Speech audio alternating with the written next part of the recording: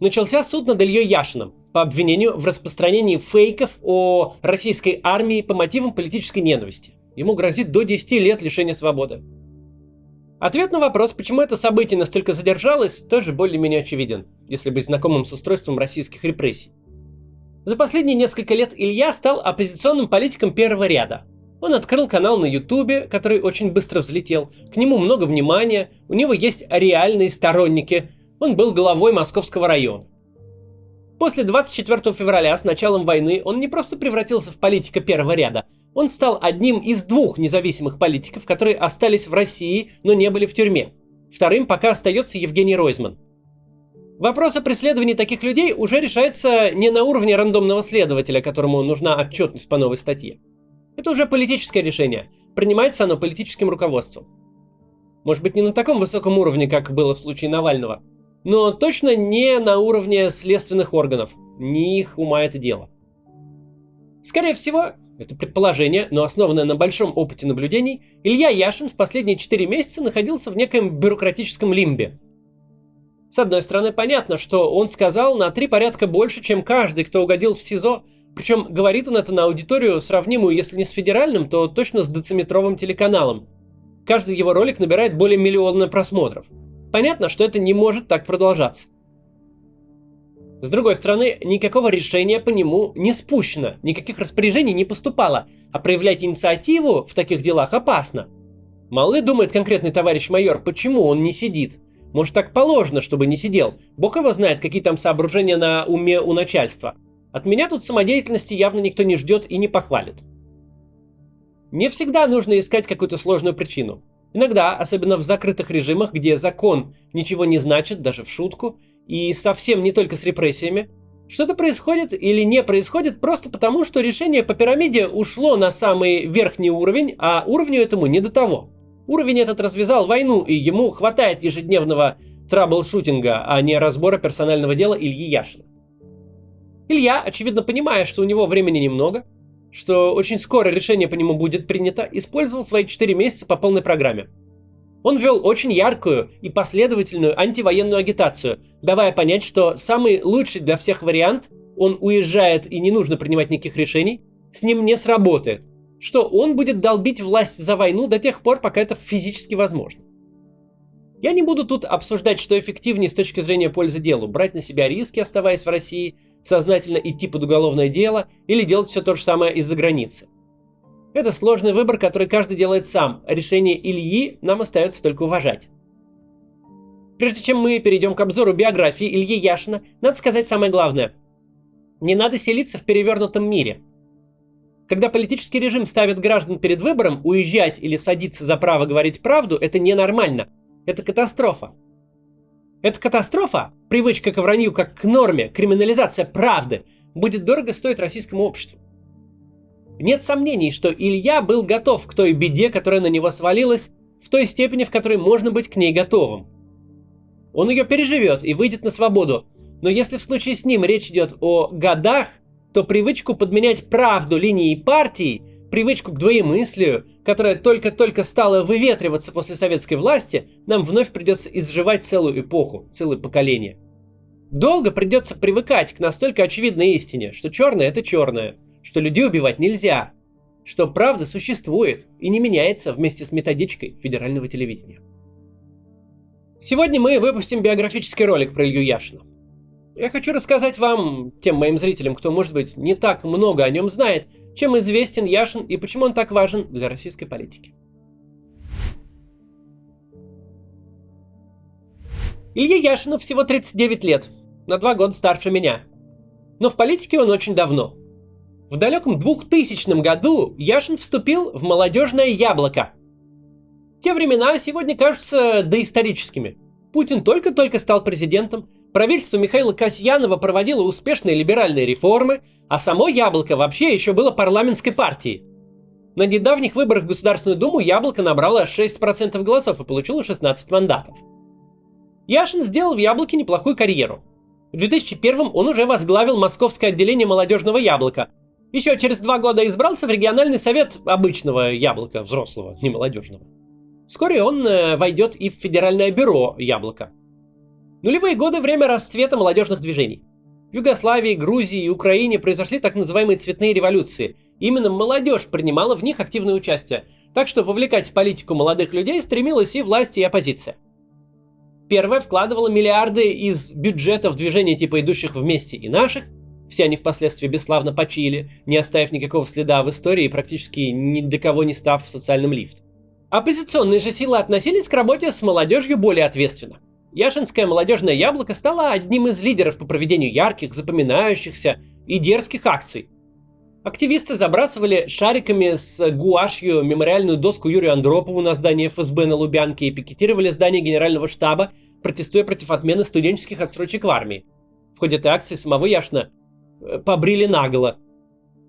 Илья Яшин вообще был локомотивом выступлений молодежного яблока. Часто его перформансы были настолько сложными, что даже требовали специальной подготовки. Например, в 2006 году он вместе с Марией Гайдар, дочерью Егора Гайдара, используя альпинистское снаряжение, повесил под большим каменным мостом напротив Кремля огромный транспарант: «Верните народу выборы, гады!».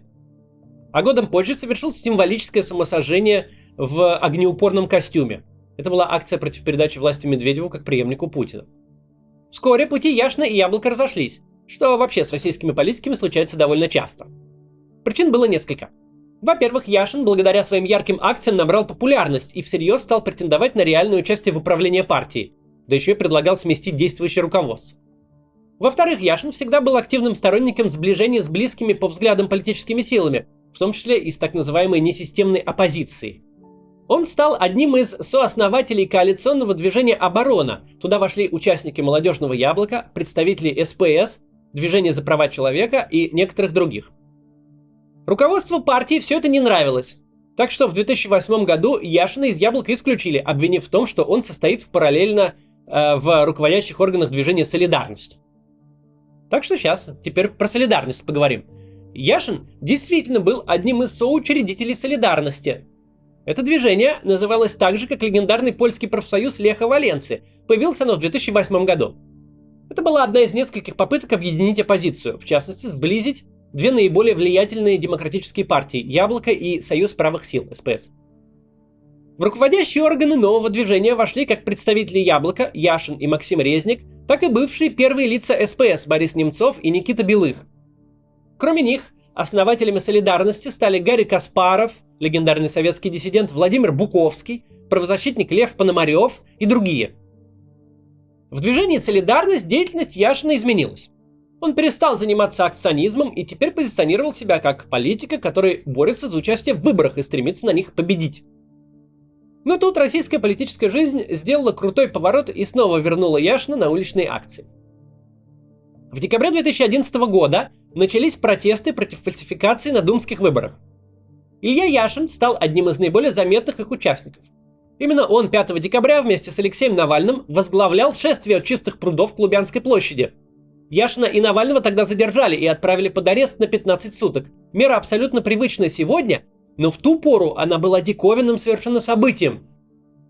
Оба политика из-за этого пропустили знаменитый митинг на Болотной площади 10 декабря. Следующей весной Яшин был одной из наиболее заметных фигур протеста.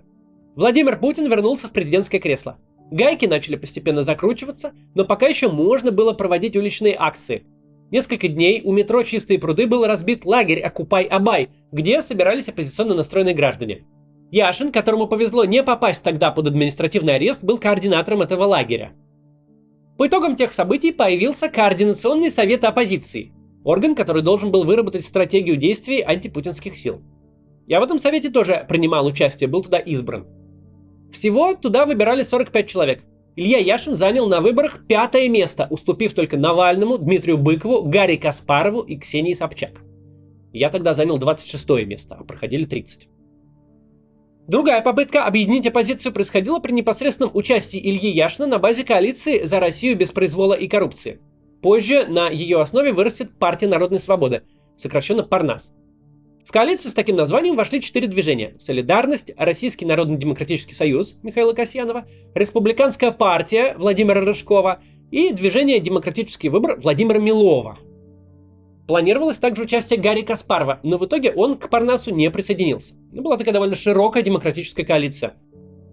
Яшин в Парнасе стал заместителем председателя и играл довольно важную роль. Он был, пожалуй, главным сторонником взаимодействия партии с другими политиками демократического фланга и прежде всего со своим старым другом и соратником Алексеем Навальным. В итоге, в том числе благодаря Яшину, именно Парнас выдвинул в 2013 году Навального на выборах в мэра Москвы, где тот лишь чуть-чуть не добрал голосов, чтобы отправить Собянина на второй тур. Но затем многообещающая коалиция, к сожалению, развалилась. Милов и Рыжков при разных обстоятельствах ушли из Парнаса, а Бориса Немцова в феврале 2015 года убили на Большом Москворецком мосту.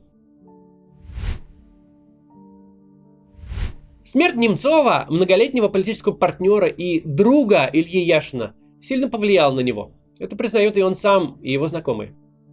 Илья продолжил незаконченные дела Немцова, опубликовал доклад «Путин. Война» про события на востоке Украины, а также еще один доклад в этом же формате «Угроза национальной безопасности» про деятельность Рамзана Кадырова. Это был очень смелый поступок. Борис Немцов, как мы помним, был одной из главных фигур российской политики на протяжении многих лет. Губернатор, вице-премьер, лидер парламентской партии. Но времена изменились, и баллотироваться на серьезные должности ему фактически стало нельзя. Тогда Немцов попытался найти себе другое применение и избрался депутатом Ярославской областной думы. Яшин, по примеру друга, тоже искал место, где он сможет получить поддержку избирателей. В 2015 году Яшин возглавил список Парнаса на выборах в законодательное собрание Костромской области, но пройти не удалось. Перед думскими выборами в 2016 году произошел конфликт между Парнасом и Алексеем Навальным, и в итоге партия провалилась на выборах при сложных обстоятельствах. После этого Яшин партию покинул. Но годом спустя на муниципальных выборах в Москве Яшин вместе со своей командой «Солидарности» получил 7 из 10 мест в Красносельском округе. Самого Яшина депутаты избрали главой Красносельского района Москвы. Для него это было первой выбранной должностью в жизни. Понятно, что позиция муниципального депутата и даже кресло председателя совета – должность, не соответствующая яшинскому потенциалу. Амбиции у Яшина всегда были более серьезные. Он планировал участвовать в выборах в Мосгордуму в 2019-м, но тогда и его самого, и многих других оппозиционных кандидатов не допустили, придравшись к собранным подписям. Все это привело к крупнейшим со времен Болотной площади протестам, и Илья Яшин снова стал одним из самых заметных участников.